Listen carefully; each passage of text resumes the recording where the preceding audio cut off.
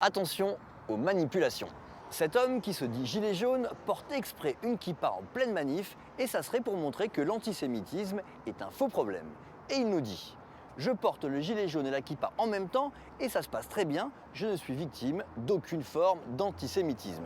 Cet internaute s'appelle Pascal-Olivier Chiron et son message c'est qu'il faut faire la différence entre l'antisémitisme, la haine des juifs, et l'antisionisme, qui est une idéologie associée à l'État d'Israël. Du coup, j'ai eu envie d'aller faire un tour sur le fil Facebook de cet internaute, et là, c'est une toute autre histoire que j'ai découvert.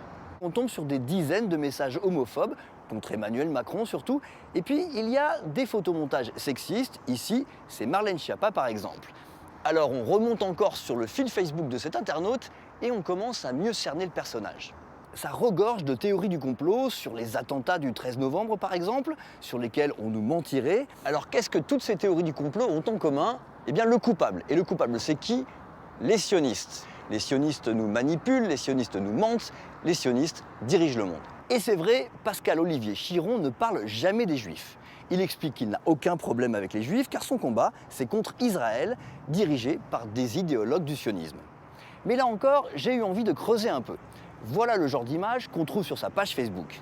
Un marionnettiste qui porte tout un tas de symboles du judaïsme, qui manipule des chefs d'État. Alors, d'où vient cette image? Eh bien, elle date de 1941 et il s'agit bien de propagande nazie. Et regardez cette illustration que j'ai trouvée sur sa page Facebook. Un gilet jaune debout et à ses pieds Emmanuel Macron au nez crochu. Eh bien, ça rappelle ça. Encore une fois, c'est une imagerie classique de l'antisémitisme. Homophobe, violent, sexiste, antisémite, mais à quel groupe appartient cette personne qui se présente comme un simple gilet jaune? Là encore, la réponse est sur sa page Facebook. Image de quenelle avec Dieudonné, annonce de réunion avec des leaders de groupuscules identitaires, ça commence à se préciser. Cet homme fait en réalité la promotion d'égalité et réconciliation et de son leader Alain Soral. Alain Soral, pour ceux qui ne le connaissent pas, il affirme lui aussi être antisioniste et non antisémite. Mais il a été condamné à de nombreuses reprises pour négationnisme et il vient d'écoper d'une peine d'1 an de prison en janvier pour des propos antisémites. Bref, vous l'avez compris, cette publication tant partagée est en fait une manipulation. La démarche de cet homme n'est pas seulement antisioniste, elle est tout simplement antisémite. Il ment à tout le monde, y compris aux gilets jaunes.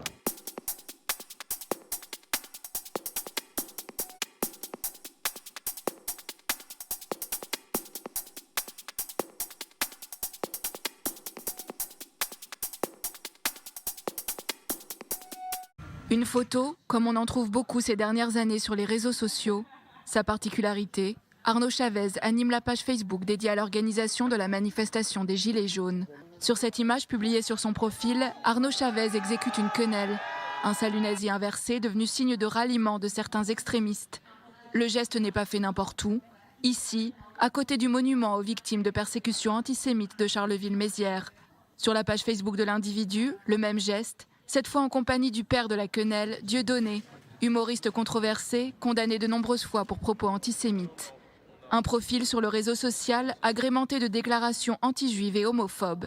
Si ce profil inquiétant pourrait à coup sûr entacher l'image des Gilets jaunes, il ne représente pas pour autant le mouvement social qui a mobilisé ce vendredi plus de 280 000 personnes. Gagnez-le! C'est la France du ballon d'enfer! Tiens, moi, ça, espèce de sioniste! Vous, c'est rien contre vous! C'est contre cette merde! Grosse merde! France, elle est à nous! Elle est à nous, la France! C'est une série, hein?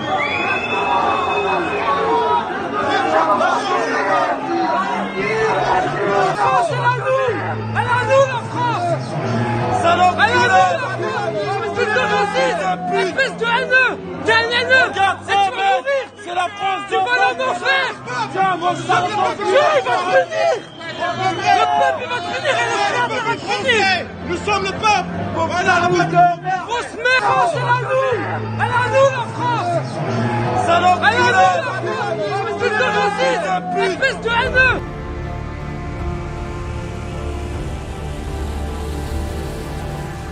C'est une série, hein? T'es un haineux! Regarde ça, mec! C'est la France du ballon d'enfer! Tiens, moi, ça, il va venir! Le peuple, il va te finir et le peuple, il va te finir! Nous sommes le peuple! Voilà, la grosse merde! grande violence, à la fois sur la butte Montmartre où on a vu la quenelle qui a été chantée, et puis dans le métro, cette scène, une vieille dame face à 3 gilets jaunes visiblement assez éméchés qui tenaient des propos antisémites, et elle s'est levée dans le métro pour leur dire « Je suis juive et j'ai été déportée à Auschwitz ». Ils ont nié face à elle les chambres à gaz et ils ont ricané. Tous ces actes, on en parle avec vous, Simone Rodan, bonjour. Bonjour. Merci d'être avec nous. Vous êtes la directrice Europe de l'American Jewish Committee, le comité juif américain. D'abord, cette question, antisémitisme et gilets jaunes. Franchement, on ne voit pas le rapport. Où est le rapport ? Un mouvement au départ qui voulait lutter contre trop de taxes, pas de quoi vivre, le diesel trop cher, et puis voilà que ça bascule vers le rejet du juif. Comment est-ce que vous voyez ce basculement ? En soi, vous avez raison. Il n'y a aucun rapport et aucune raison. Mais finalement, quand il n'y a jamais de raison pour l'antisémitisme, mais on se demande qu'est-ce que ça vient faire là, quoi. C'est ça, quand on regarde l'histoire de l'antisémitisme, en réalité, jamais vraiment besoin d'une raison. C'est d'ailleurs finalement souvent à l'absence de raison qu'on le reconnaît. L'antisémitisme est probablement finalement la haine fantasmée par excellence. Mais on va quand même essayer de répondre un peu à votre question. Je pense qu'il y a plusieurs éléments, plusieurs grilles de lecture qui peuvent éventuellement nous permettre d'analyser la situation. Lesquels ? Premièrement, dans l'histoire, quand on regarde l'antisémitisme, certaines personnes, quand ils sont dans une situation difficile, ont toujours besoin d'accuser l'autre. Et qui l'autre, mieux c'est le comme juif, l'autre quoi. Par excellence que le juif. Et contrairement aux racistes, l'antisémite souffre d'une sorte de complexe d'infériorité. C'est-à-dire, pour l'antisémitiste, le juif a le pouvoir, a le contrôle. C'est pour ça l'idée des juifs et les banques, les médias, le pouvoir. Au fond, il incarne le système, quoi. Exactement. Et nous avons, en fait, d'une certaine manière, avec ce mouvement de Gilets jaunes, en tout cas une partie, est un mouvement anti-système. Et force est donc de constater que pour certains, le système semble être incarné par le juif. Et vous aviez tweeté, je voudrais m'arrêter un instant là-dessus, vous aviez tweeté, Simone Rodan, il y a quelques jours, l'image d'une pancarte sur un des ronds-points de Gilets jaunes, une pancarte sur laquelle il y avait une sorte d'amalgame qui était fait entre Macron, les grands patrons juifs, les banques, les médias et le sémitisme sillon. Donc il y avait déjà cette bascule. Exactement. En fait, cette pancarte, d'une certaine manière, est l'illustration parfaite de cette idée-là. C'est-à-dire le juif qui tient le pouvoir, le juif manipulateur, le juif, bien évidemment, ce complot sioniste qui est souvent diffusé par des antisémites comme Dieudonné, comme Alain Soral. Donc c'est effectivement cette idée-là. Vous mentionnez ces deux-là. Précisément, on les voit rôder en quelque sorte autour du mouvement des Gilets jaunes. On a vu que Dieudonné était présent physiquement parfois avec des Gilets jaunes, qu'il avait enfilé lui-même le gilet jaune. Et puis il y a cet initiateur un peu étrange, sulfureux. On ne comprend pas très bien d'où il vient. Ce personnage qui émerge, Étienne Chouard, qui est donc l'un des initiateurs du RIC, le référendum d'initiative citoyenne, et qui lui-même a plusieurs fois manifesté une forme de sympathie vis-à-vis d'Alain Soral. Alain Soral, dont on le rappelle, il a été condamné à plusieurs reprises à la prison pour des propos antisémites, pour diffamation, pour des injures raciales. Qu'est-ce qu'ils font là, ceux-là ? Ouais, tout à fait. En fait, et quand on regarde bien, ils ont été là depuis le début.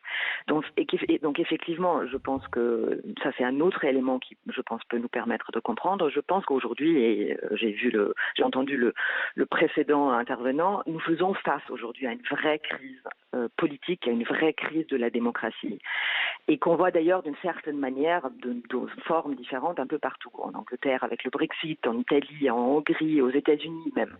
Et dans cette crise, il y a une polarisation du spectre politique avec de plus en plus de groupements extrémistes qui se greffent en fait dessus.